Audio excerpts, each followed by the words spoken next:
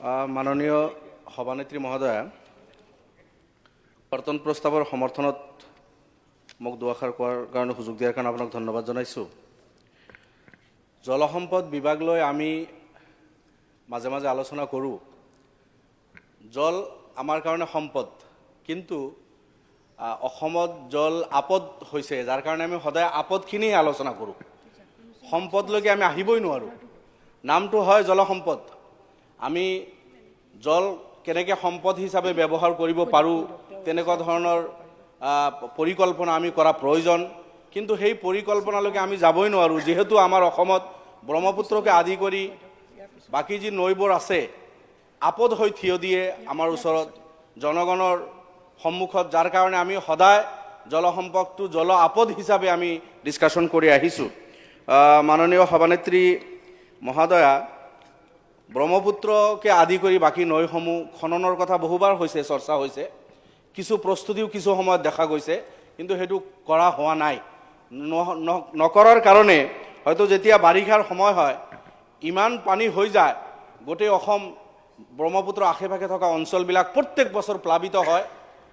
লাখ লাখ মানুহ, তেখেতসকলৰ খেতি বাতি নষ্ট হয়, গৰাখহনীয়াত বহুত মানুহ উদ্বাস্ত হয়, আৰু সেই মানুহখিনি পিছত তেখেতসকলৰ এডোখৰ ঠাই নাথাকে থিতাপি ল'বলৈ। এই সমস্যাটো লৈ চৰকাৰে হয় ইয়াৰ পৰিত্ৰাণৰ কাৰণে কিছু চেষ্টা কৰিছে, সেইখিনি আমি অস্বীকাৰ নকৰোঁ, গৰাখহনীয়া প্ৰতিৰোধৰ কাৰণে। কিন্তু এই ব্ৰহ্মপুত্ৰ বিশাল নদী আৰু ইয়াৰ উপনৈ যিমান গৰা খহাইছে, আমি যিখিনি ব্যৱস্থা লওঁ এইখিনি মুঠেই যথেষ্ট নহয়, আৰু বহু কৰিব লগা আছে। আৰু এখন ৰাজ্যৰ যিমানখিনি গোটেই বছৰৰ বাজেট থাকে, এই গোটেইখিনি পইচা দিও যদি আমি ব্ৰহ্মপুত্ৰ প্ৰটেকশ্যন বা নদীৰ প্ৰটেকশ্যনৰ কাম আমি কৰিব বিচাৰোঁ, এই মানুহখিনিক সংস্থাপনৰ আমি চিন্তা কৰোঁ, তথাপিও কম হ'ব।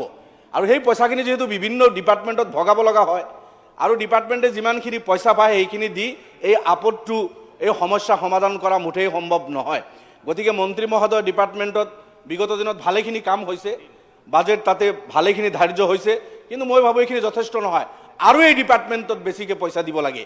কিয়নো গৰাখহনীয়া প্ৰতিৰোধ কিছু পৰিমাণে কৰা হৈছে, কিন্তু গৰাখহনীয়াত উদ্বাস্ত মানুহখিনিৰ সংস্থাপনৰ কাৰণে কিন্তু কোনো ব্যৱস্থা ল'ব পৰা যোৱা নাই। বানপানীত যদি কোনো মানুহৰ ঘৰ বাৰী উঠি যায়, ডিজাষ্টাৰ মেনেজমেণ্টৰ আণ্ডাৰত তেখেতসকলক সামান্য এটা পুঁজি তথাপিও দিয়া হয়, যে সম্পূৰ্ণভাৱে এজন মানুহৰ ঘৰ ভাঙিবলৈ এটা পইচা তেখেতসকলে পায়, 1 লাখ মান টকা পায়। পাৰ্টলি ডেমেজ হ'লে এটা পইচা দিয়া হয়। কিন্তু গৰাখহনীয়াত যিজন মানুহ উদ্বাস্ত হৈ যায় গোটেই অসমত, শদিয়াৰ পৰা ধুবুৰীলৈকে আমি যদি হিচাপ কৰোঁ, কেইবা লাখ মানুহ যিসকলৰ ঘৰ বাৰী নদীৰ মাজত গুচি গৈছে, সেইসকল থাকিবলৈ এডোখৰ মাটি নাই, কিন্তু তেখেতসকলে কোনো ধৰণৰ ক্ষতিপূৰণ নাপায়। 5 বিঘা 10 বিঘা 20 বিঘা মাটিৰ মালিক ৰাতাৰাতিৰ ভিতৰত ভিকাৰী হৈ যায়। পকী ঘৰ আছে, গোটেইখিনি নদীৰ মাজত যেতিয়া যায়, সেইসকল মাথাউৰিত থাকিব লগা হয়, সেইসকল অনাই বনাই ইফালে ইফালে ঘূৰিব লগা হয়। তাৰপিছত নানান ধৰণৰ প্ৰশ্ন উত্থাপন হয়, ৰাতাৰাতিৰ ভিতৰত এই মানুহখিনি ক'ৰ পৰা আহিল? ৰাতাৰাতিৰ ভিতৰত অহা মানুহ নহয়, সেই মানুহখিনি গৰাখহনীয়াগ্ৰস্ত মানুহ, সম্ভ্ৰান্ত পৰিয়ালৰো বহুত মানুহ বিপদত পৰি তেখেতসকলে হয়তো এখন জিলাৰ পৰা আন এখন জিলালৈও যাব লগা হয়, মাথাউৰিত থাকিব লগা হয়, ভাড়াঘৰত থাকিব লগা হয়, সেইবিলাক লৈ নানান ধৰণৰ ইছ্যু সৃষ্টি হয়। গতিকে মই মন্ত্ৰী মহোদয়ক অনুৰোধ কৰিম, আপোনাৰ বিভাগত পইচা যিমানখিনি আছে আপুনি কাম কৰি আছে, আমি দেখিছোঁ। হয়, যিখিনি কাম কৰিছে সেই কিন্তু আমি স্বীকাৰ কৰিবই লাগিব। গোটেই অসমত তেখেতে এই বানপানীৰ সময়ত ইমূৰৰ পৰা সিমূৰলৈকে ঘূৰিছে, সেইখিনিও আমি দেখিছোঁ। কিছু জায়গাত কাম হৈছে, সেইখিনিও আমি দেখিছোঁ, কিন্তু এই পুঁজি যথেষ্ট নহয়। অনাগত দিনত আপোনাৰ ডিপাৰ্টমেণ্টত আৰু পুঁজি লওক, আমি সমৰ্থন কৰোঁ, আমিও ৰিকুৱেষ্ট ৰাখিম, আৰু এই সমস্যা সমাধানৰ ক্ষেত্ৰত আৰু শক্তিশালীভাৱে আমি ডিপাৰ্টমেণ্টে নিশ্চয় চকু ৰাখিব, আমিও সহযোগিতা আগবঢ়াম। মাননীয় সভানেত্ৰী মহোদয়া, মই কৈছোঁ যে এই সম্পদ হিচাপে আমিতো পৰিকল্পনা কৰিবই নোৱাৰোঁ, আপদ হিচাপে আলোচনা কৰিব লাগে।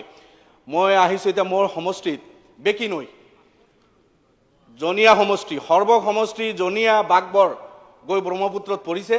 ৱৰ্ল্ড বেংকৰ এটা কাম চলি আছে, ভাল কাম, 400 কোটি। এতিয়া মেজৰ কামটো সৰ্বক সমষ্টিত আছিল, প্ৰায় 13 কিলোমিটাৰৰ কাম সৰ্বক সমষ্টিত প্ৰায় সম্পূৰ্ণ হৈছে। সৰ্বকৰ বিভিন্ন জেগাত নাৰায়ণগুৰিৰ পৰা আৰম্ভ কৰি এলেংমাৰী, গোবৰ্ধনা এই অঞ্চলবিলাকত হৈছে। জনীয়া সমষ্টিৰো কিছু ঠাইত এই কাম আৰম্ভ হৈছে। জনীয়া কৰাৰকুম চোৱাপুৰত 1.5 কিলোমিটাৰমান ঠাইত কাম হৈছে। মোৱামাৰী চলচলীয়াত কাম আৰম্ভ হৈছে, কিন্তু এতিয়াও বহু ঠাইত কাম আৰম্ভ হ'ব লগা আছে।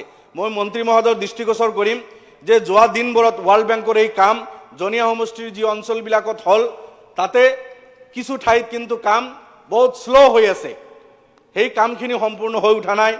কাউৰজাহি, বলাইপাথাৰ এইখিনি এলেকাত কাম আছে ৱৰ্ল্ড বেংকৰ কাম, কিন্তু এইবাৰ এতিয়াও আপোনাৰ গৰাখহনীয়া হৈ আছে। মই মন্ত্ৰী মহোদয় কিছুদিন আগত কথা পাতিছোঁ, টেম্পৰাৰী সামান্য কাম কৰা হৈছে, কিন্তু এখন স্কুল একেবাৰে ভাবুকিৰ মুখত কাউৰজাহি। মই নিজে পৰিদৰ্শন কৰিছোঁ সেই বিদ্যালয়খন, আৰু ওচৰ পাজৰে আৰু বিদ্যালয় আছে। গতিকে কাউৰজাহি, বলাইপাথাৰ এই অঞ্চলটো একেবাৰে ডেঞ্জাৰাছ পজিশ্যন হৈ আছে। বৰ্তমানে ডাউকমাৰী, বানিয়াৰাপাৰা, কাছুগাটি এই অঞ্চলবিলাকত সাংঘাতিকভাৱে ইৰ'শ্যন হৈ আছে। সোৱাপুৰত বেকি ব্ৰিজ একেবাৰে ডিছকানেক্ট হোৱাৰ পথত আছিল। এইবাৰো যুদ্ধকালীনভাৱে তাতে কাম কৰি কিছু পৰিমাণে তাতে হয়তো ৰাস্তাটো আছে, কিন্তু আমি যদি এই খৰালিত 1 মাহৰ ভিতৰত তাতে যদি আমি কাম ভালদৰে নকৰোঁ, অহা বছৰ কিন্তু ৰাখিব পৰা নাযাব। গতিকে মন্ত্ৰী মহোদয়ক অনুৰোধ কৰিম, তাতে পইচা চেংচন হৈ আছে, সেইখিনি হয়তো যথেষ্ট নহ'ব, কাৰণ বেকিৰ ব্ৰিজৰ মুখত আমি একেবাৰে কাম কৰিব পৰা অৱস্থাত নাই। তাতে এটা গাৰ্ড ৱাল দিব লাগিব, এই গাৰ্ড ৱালৰ কাৰণে কিন্তু পইচা চেংচন নাই।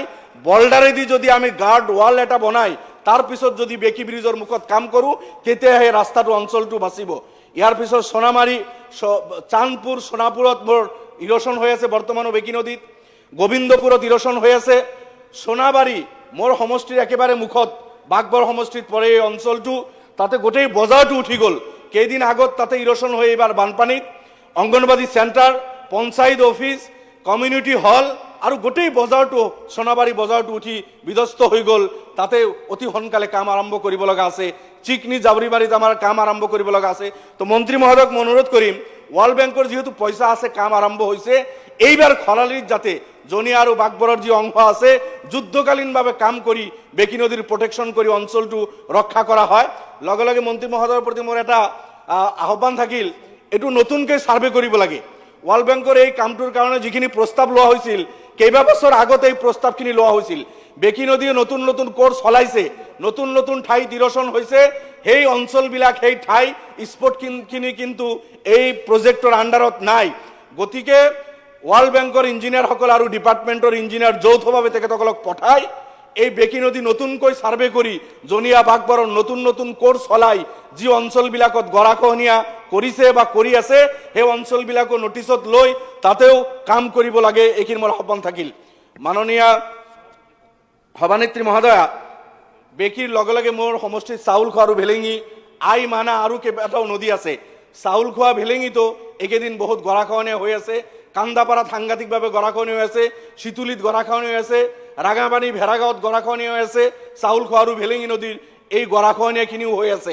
আৰু আমাৰ ইছবপুৰ ক্ষুদ্ৰখোৱা, তাতে আই মানা একেলগে গৈ সংলগ্ন হৈছে, তাতেও গৰাখহনীয়া হৈ আছে।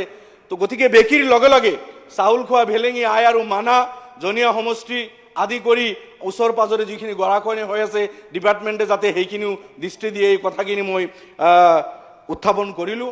বাকী আগতে মই কৈছোঁ যে মই শেষ কৰিম মোৰ বক্তব্য, হয় মই শেষ কৰিছোঁ লাষ্ট বাক্য কৈ, যে গৰাখহনীয়াগ্ৰস্ত যিখিনি মানুহ ঘৰ বাৰী একেবাৰে গুচি গৈছে, মন্ত্ৰী মহোদয় দিল্লীৰ লগত আলোচনা কৰি ডিজাষ্টাৰ মেনেজমেণ্টৰ আণ্ডাৰত আনি এই গৰাখহনী উদ্বাস্ত মানুহখিনিক তেখেতসকলৰ ক্ষতিপূৰণ দিয়াৰ এটা ব্যৱস্থা যদি আমি কৰিব পাৰোঁ, এইটো গোটেই অসমৰ উদ্বাস্ত মানুহখিনিৰ কাৰণে ডাঙৰ এটা সকাহ হ'ব। এইখিনি কথা কৈ মই মোৰ বক্তব্য সামৰিছোঁ। ধন্যবাদ।